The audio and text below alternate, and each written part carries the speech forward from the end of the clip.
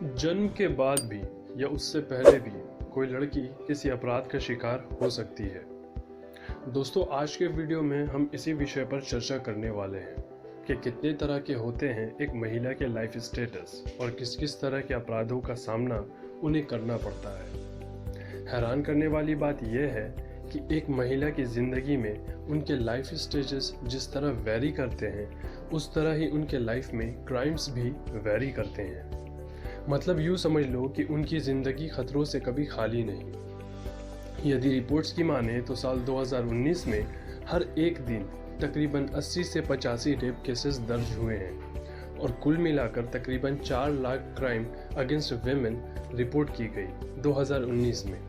अगर आंकड़े की बात करें तो 2018 के मुकाबले 2019 के इन क्राइम्स में 7% की बढ़ोतरी हो गई। ये रिपोर्ट रिलीज़ हुई 2020 के 29 सितंबर को और हैरान करने वाली बात यह है कि हाल ही में इस पैंडेमिक के लॉकडाउन के समय भी जहां लोग रहने सहने, खाने पीने और नौकरी के लिए परेशान थे, वहां कुछ हैवानों ने इतना समय जुटा लिया कि उन्होंने अपने कुकार्य को भी जारी रखा।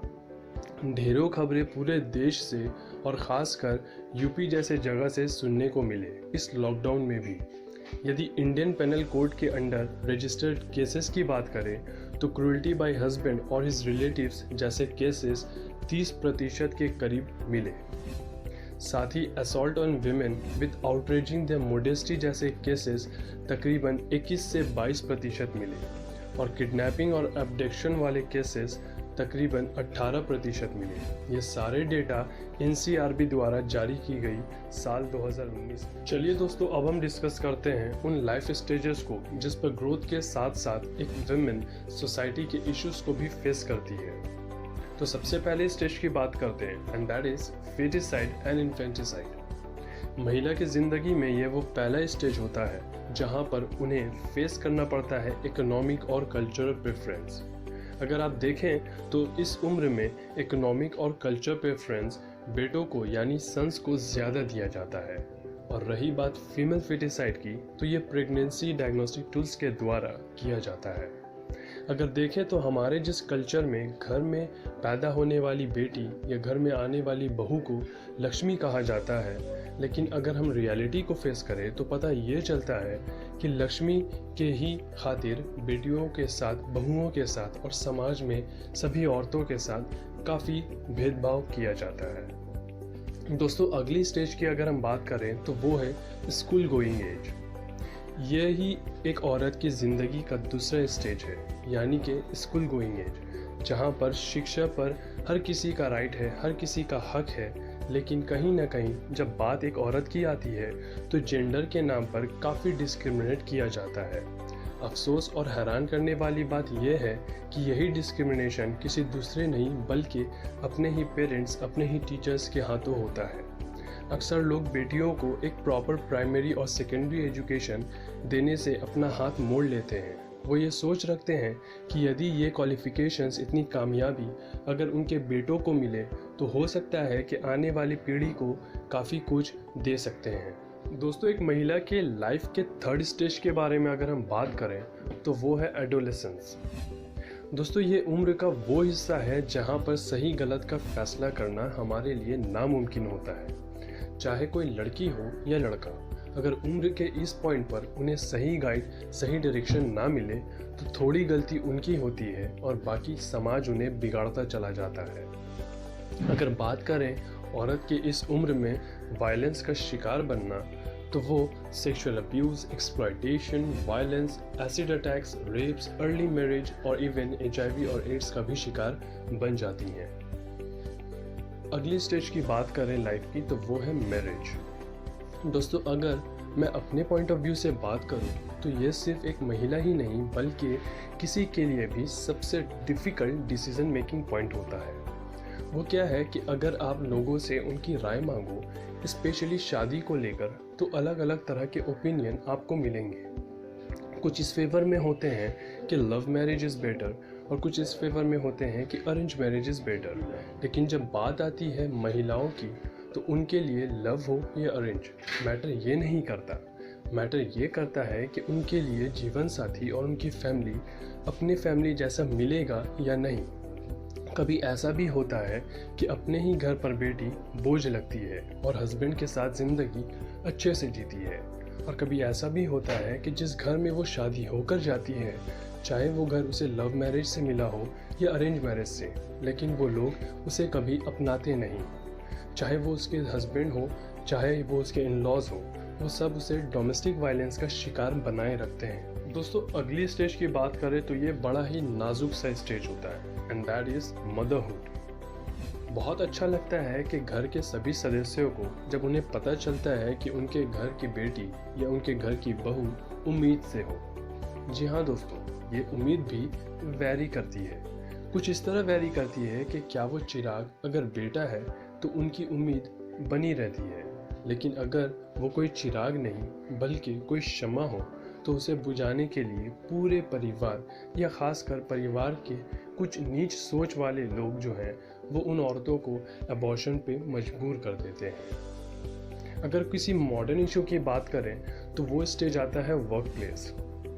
अगर बात करें वर्क प्लेस की तो ये भी एक अजीब ही किस्सा है। अक्सर वर्क प्लेस पे महिलाओं को एक्सप्लॉयटेशन और unequal pay for equal work, then lack of promotion despite merit and physical, also economic and emotional abuse जैसे समस्याओं का सामना उन्हें करना पड़ता है।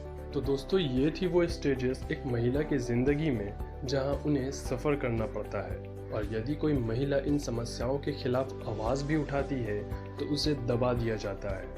हालात इतने बुरे हैं कि आज भी मेजॉरिटी ऑफ वुमेन को ये नहीं मालूम कि इन क्राइम्स के अगेंस्ट उनके क्या क्या राइट्स हैं और क्या रेमेडीज़ उनके लिए लॉ एंड ऑर्डर से अवेलेबल हैं। दोस्तों, वैसे तो हमारे देश को आज़ाद हुए आज 74 ईयर्स हो चुके हैं, पर क्या पूरी तरह आज़ाद हुए? क्या आज़ाद होने में सिर्फ एक ही जेंडर का योगदान था? अगर हम सही से देखें तो आज भी हमारे महिलाएं आज़ाद नहीं हैं। अगर हम वर्ल्ड इकोनॉमिक फोरम की ग्लोबल जेंडर गैप में भारत की रैंकिंग देखें तो हमारी रैंकिंग आज 112th हो चुकी है। साल 2018 के मुकाबले इस साल हम 4 पायदान नीचे गिर चुके हैं। हम अपने व्यूअर्स को बताते चले कि इस ग्लोबल जेंडर गैप की रैंकिंग किसी भी देश की gender based gaps in platforms like economic participation, opportunities, educational attainment, health and survival and also political empowerment को देखते हुए बनाई जाती है। Well, now here we will discuss on some of the crimes against women and also the available remedies and protection laws. So number 1 is sexual harassment at workplace. दोस्तों, अक्सर हम ये सुनते आए हैं कि तन्हा औरत खुली तिजोरी जैसी होती है। शायद इसी घटिया सोच के कारण महिला आज वर्क प्लेस पे भी लोगों को खुली तिजोरी जैसी दिखती है। काश कि हमें ये संस्कार मिली होती कि हम औरत को औरत ही समझते।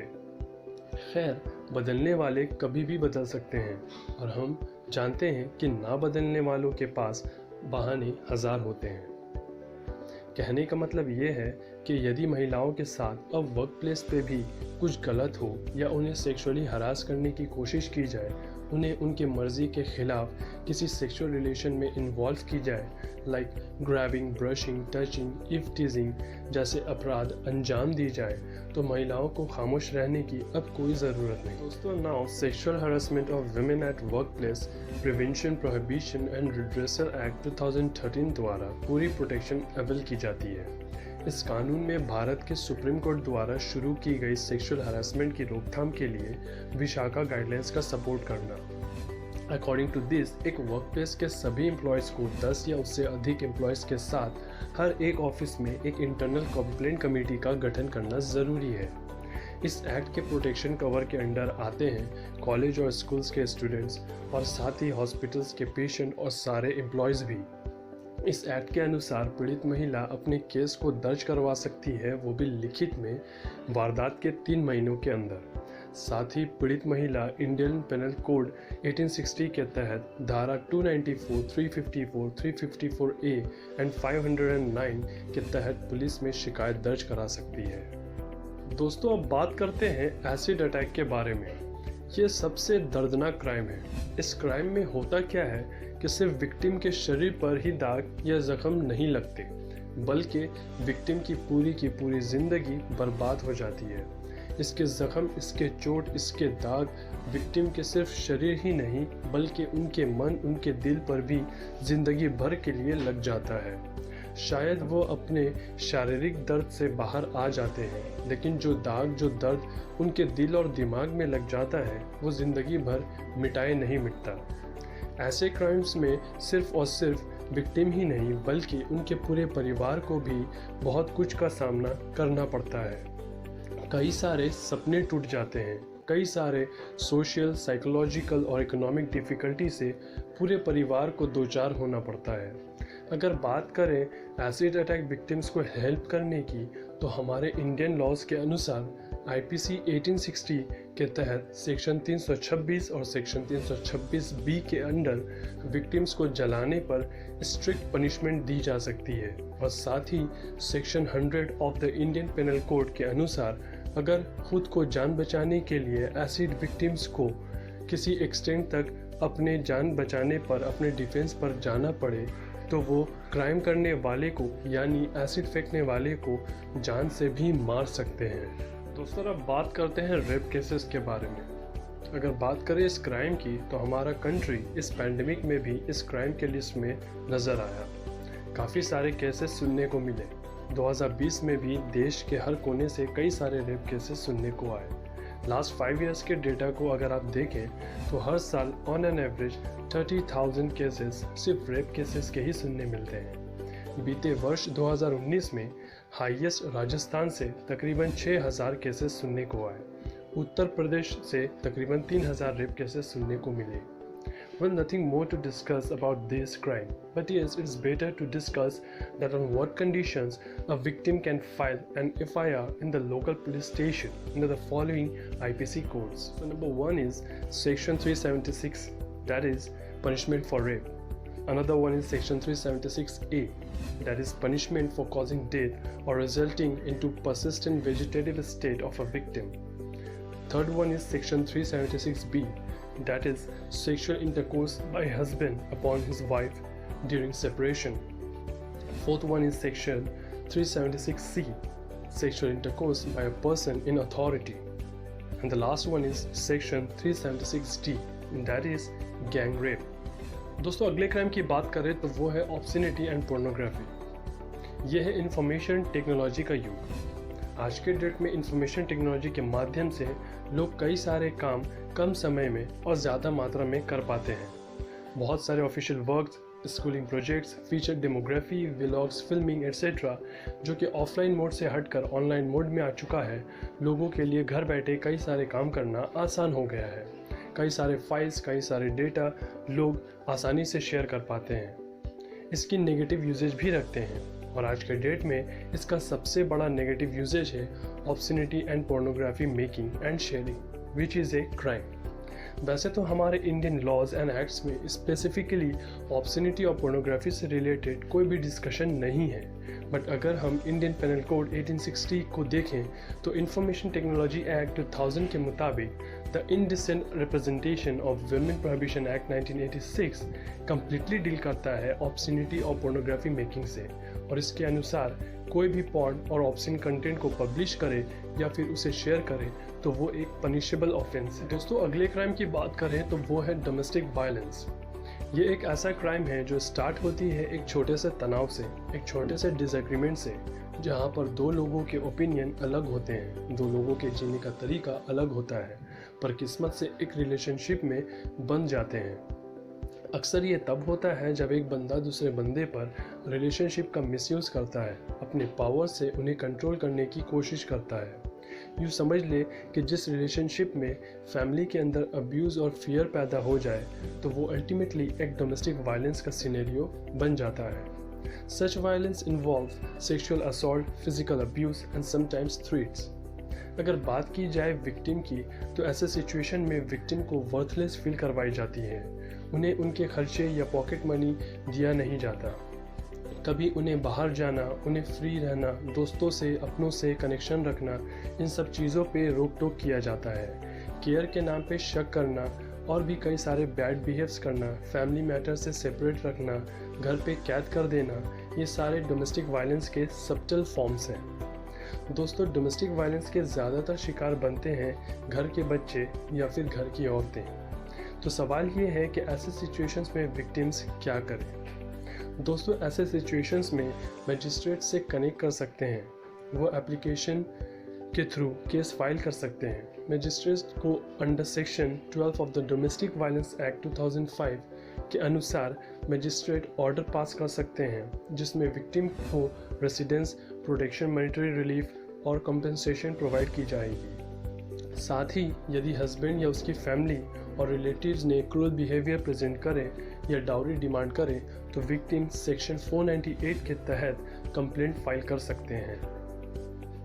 दोस्तों, क्राइम अगेंस्ट वुमेन की बात करें और क्रूअल्टी और डाउरी डिमांड को भूल जाए, ये हो ही नहीं सकता। पिछले केस में हमने ये डिस्कस कर लिया कि what is section 498A। Now we will discuss ऐसे और भी एक्ट और लॉज जिसके तहत विक्टिम को प्रोटेक्शन और सपोर्ट लॉ के थ्रू प्रोवाइड की जा सकती है। साल 2005 में protection of women from domestic violence act को पास किया गया, जिसके तहत औरत को प्रोटेक्शन प्रोवाइड की जाएगी अगेंस्ट डाउरी हरसमेंट। साथ ही IPC 1860 में सेक्शन 304B के तहत यदि डाउरी डेथ केस होगी तो मुजरिम को मिनिमम 7 इयर्स की इम्प्रिजनमेंट और मैक्सिमम इम्प्रिजनमेंट फॉर लाइफ हो सकती है। Also section 4 of the dowry prohibition act 1961 ये स्टेट करता है कि यदि डाउरी डिमांड की गई शादी से पहले या शादी के समय या शादी के बाद, और चाहे वायलेंस हो या ना हो, यदि इस पे भी कंप्लेंट आते हैं तो कार्रवाई की जा सकती है। वेल दोस्तों, एवरीथिंग सेड एंड डन। इस वीडियो के एंड में मैंने इस वीडियो को बनाने में कितना कुछ रिसर्च किया और कितने सारे IPC रीड किए, इससे जो मुझे एक्सपीरियंस हुआ वो मैं आप सभी से शेयर करना चाहूँगा।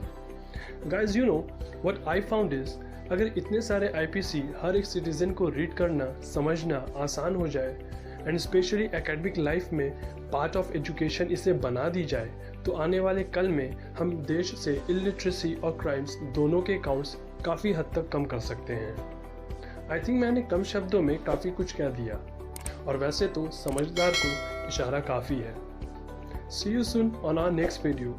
Till then, take care and जय हिंद।